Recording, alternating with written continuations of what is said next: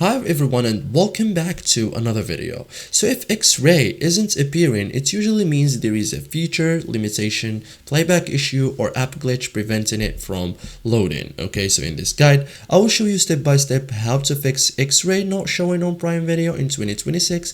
Simple and effective.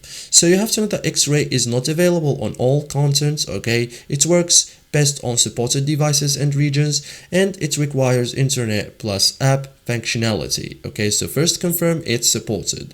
Check if the content supports X-ray, like try another movie or series. Pause the video and look for X-ray. Not all titles include X-ray data. Okay, you can also tap or click the screen, like if you are using mobile or browser, tap or move your mouse during playback. If you are using TV, press up down on remote. X-ray only appears during interaction. Okay, restart the video, like exit playback or start the video again. Okay, so reload X-ray data. Okay, receipts or restart your device too as a whole, like restart your TV, like phone or computer.